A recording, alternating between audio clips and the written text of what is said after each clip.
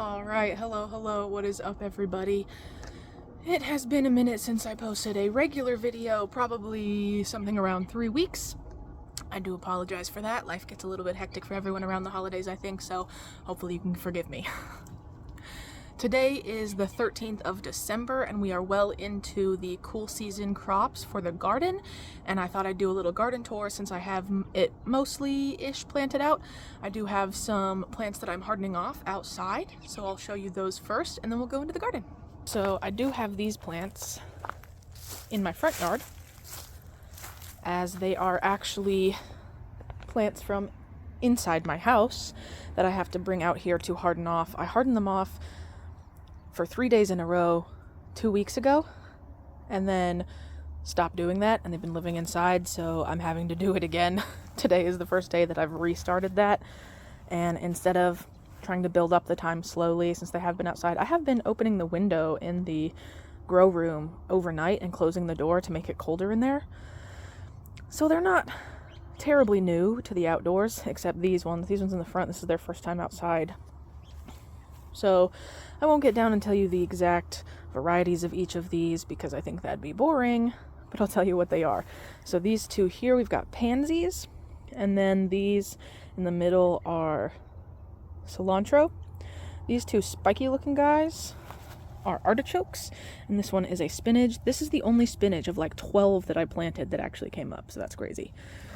Here we have lettuce mix, and then this is May Queen lettuce, this second one, and it is obviously not doing well. They were planted at the same time. They sprouted late, and then these ones have flourished, and they're just tiny, just puny and sad. We have some bok choy and some assorted sprouting broccolis, and then over here we have assorted kale, some pak choy, and some more lettuce. In this tray we have one lettuce plant, one broccoli plant, and 3 cabbages, and in this one we have 1 sprouting broccoli and 3 lettuce. So this is what I've been hardening off. Now for the part that everyone actually wants to see, the garden. So here's an overview for you of everything.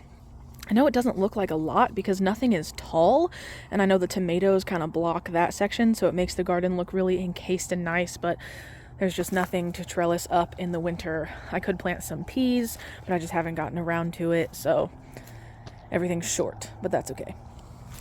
Here is my chocolate mint, which I cut back a lot of, and I'm sprouting it in, or not sprouting it, I'm propagating it inside.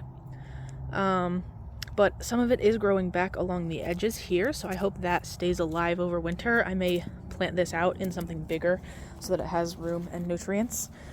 Then actually in this bed, which is the closest thing I have to a real raised bed, it's about 2 inches taller than my knee. It goes to my mid-thigh-ish. Right now the only thing I have planted in here is a pansy and 5 lettuce plants, all of which are doing well. The middles are starting to actually grow again. These lettuces got stunted. They stayed in their containers way too long, and you can tell like this one and this one look way worse than this one and this one do. So these ones are coming back pretty well, but these romaines just aren't happy. But that's okay, because I only put them in to hope that something happened, because like I said, they were overgrown in their containers.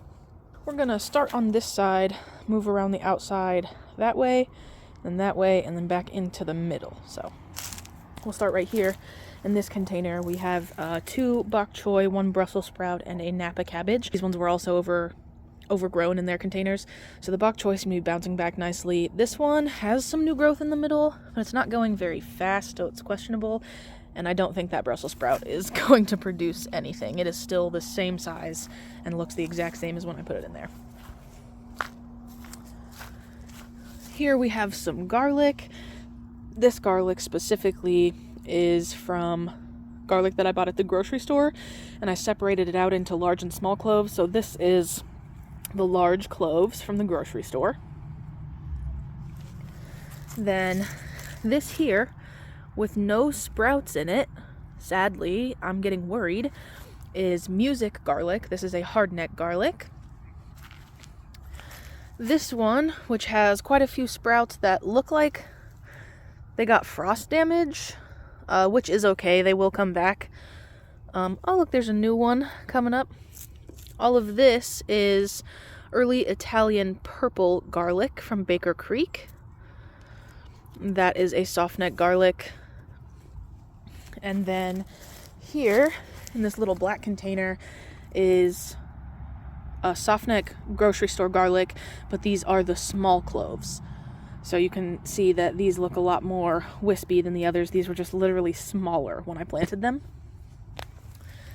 Backtracking a little bit, I just showed you all of this garlic, so backtrack a little bit to these taller containers. This is, I believe this is a Long Island Brussels sprout, but let me find the tag. Oh, there it is. Oh no. Oh no. Oh no. I think this is a Long Island. I can only see a tiny, tiny bit of the writing. But it looks like the first one is 2 words. So I think this one's Long Island, and Long Island is the one that tends to have the purplish on it. So that's what I think that is. I knew I needed to come out here and fix my tags because I wrote on these with Sharpie before I had a UV-proof, waterproof marker, so they're fading. Here we have a pansy and another Brussels sprout. This one is a question. I don't feel a tag anywhere. I swear I kept all the tags in these. I don't see a tag anywhere. This tag didn't come out of the ground. It was something that I just laid on there. That was from something else. Well, darn. I think that one might be a Groninger Brussels sprout. I'll look back at my videos and see if I can tell you, and I'll put it on the screen if I can figure it out. Here we've got parsley. This is Napa cabbages that don't look great. This is Snapdragon that has a lot of new growth since I've put compost on here. That's cool. I could probably clip all this off. Oh, this is the first time that my Snapdragons have dried and actually left the seed pods on. I don't know if you guys knew, but Snapdragon seed pods look like tiny human skulls. So like, let me put you on one. Look at that. Does that not look like a skull? That's so crazy. That's so cool. This is the first time they've stayed on my plant, actually. They're like little shrunken heads. That's the most Harry Potter thing I've ever grown. Okay, back to it. This is a flower that my love bug dug up for me from the river. I don't know if it'll make it through the winter, but we'll see. It is kind of looking like it's not having a lot of fun. So I don't know what's gonna happen with that, but I'll let it live here as long as it will. Here we have a Glory of Inkhausen, I don't know, a cabbage, and then another pansy. Right here we have our Amish strawberries that lived through some ridiculous weather last winter, so I'm sure they will be fine again this winter. They do need to be composted. They're probably running out of nutrition in this container, which is a thing you're going to run into a lot in my garden because everything is in a container. There's nothing planted in this, but squirrels do like to dig in it, so often I have to come pull back some mulch and put the soil back into the hole, and then recover with mulch and hope that they stop digging in it. This one, same thing. Nothing planted, just a little sun in there for fun. And then this one has grass, apparently. But this one is oregano, parsley, and this in the middle is supposed to be a perennial kale, but it has died multiple times. It's come back a little bit and then absolutely died. So I don't know if that's perennial or not. Nothing planted in this container. It's just fully ready for something to go in, as well as this one. Nothing's actually planted in it. It's just full of compost and nice soil and covered with mulch to stay nice and hopefully so things don't dig in it or dig in it less than they would. You can really see the angle that my backyard goes from here. How like these containers are basically flat, this red one and yellow one, and that white one angles down. That's because the gradient of my yard is is fairly decent, and right here is where it drops off the most. From this white bucket to right here is probably a foot of elevation change. Okay, continuing down, we have this broccoli, and it also has a tag that is fading, but it is still somewhat readable. This is Waltham 29 broccoli. That's a fairly popular heirloom variety of broccoli. Doing good. Then this next container here is a cabbage next to a pansy. Let me find the tag. Oh, this is not a cabbage. This is a Long Island Brussels sprout, just a younger one than the other ones that I have, and this one is actually in homemade compost, now I remember. So this, how green this is in comparison to this one, my homemade compost looks to be doing better than the bought compost that I have. But I guess we'll see by the time they produce food for me. This one is planted a little wonky. I was hoping it would straighten itself up more than that, like straighten its whole stem rather than just that bit, so I might have to support it eventually, but that's fine. That's why I have this string here in case I eventually need to support it. This one is a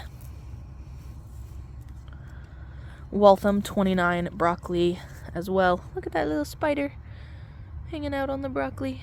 You little cutie. Thanks, dude. Then, making our way down, we have this one. I don't know if you guys can tell, but I look at them often, so I can tell. But the leaf shape and pattern of this one in comparison to, say, either of these two here is just different. So this is a Romanesco, which some people consider a cauliflower and some people consider a broccoli. I'm not sure which one it literally technically is, but this is Romanesco. I've never grown this before, and this is the only one I currently have growing. So that's cool. Then, down the line again, we have another pansy. And then this one in here is a Calabrese broccoli. I almost thought it was a sprouting broccoli because it has so many little offshoots already, but no, it's just a regular broccoli. But I guess I'm going to get multiple harvests off that, which I'm fine with. In this container, going around the edge here, we have parsley, and this is probably my best looking parsley plant currently, but it is way down in there. There's like a hole in the center because I had to add compost around it, but I didn't want it to die.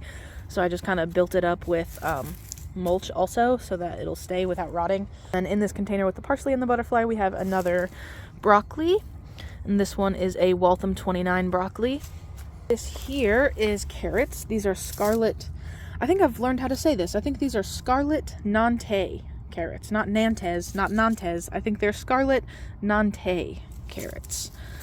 So just for the funsies, I will eat it, but some of them are a lot bigger than this. I've harvested out of it a couple of times, but I'm sure they're losing nutrition in this soil because they were just planted in only potting soil, sadly.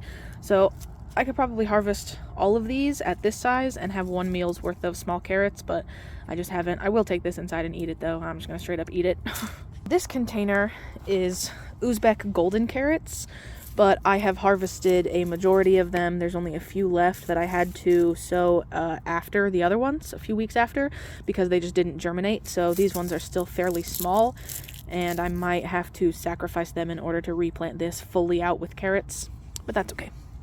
These are what carrots should look like, and these are the Oxheart carrots. I've actually not pulled any of these out of the ground yet, so I will do one with you guys. That's pretty fat already. That's pretty good. I could probably eat those at any time also. I really want to use these for like stews or roasts, because if you just chop off the top and chop off the end, they're like perfect size for that. Behind these two carrots, we have this container, which is a very fluffy, nice looking oregano, as well as this broccoli, which is apparently unknown because I cannot find the tag. I did so much work trying to keep the tags with these broccolis, and I don't understand how some of them have failed. I really went out of my way and did everything I could to try and keep the tags with the plants, and they're just not there. Like, it's not like they're rubbed off or something on a couple of them. They're just non-existent, and I really don't understand, but It's fine, I guess. So behind these oxheart carrots is my best looking snapdragon. And then this is a golden acre cabbage. Just to the right of that, we have a little parsley plant and another cabbage. I think that one's Glory of Inkhausen cabbage. Here we have strawberries. These are just the same as those Amish strawberries that I have propagated into another container. In this yellow container, we have another cabbage. This one is Golden Acre cabbage, and it seems to be heading up the nicest and the fastest. They all kind of have little balls, but this one's actually like dense. Like you can tell there's multiple sets of leaves in there. I hadn't even noticed that. I'm really excited about that. I've never grown a cabbage actually, so I'm super happy. We're getting close to the end here, guys. This one has a pansy and a Golden Acre cabbage that was stunted due to overgrowth inside of its container. Here we have some more strawberries. I'm not sure if these are Amish strawberries or strawberries that I've bought or a mixture because I have all of those. But they're doing good in this container, and I've gotten a lot of runners off of this one this year.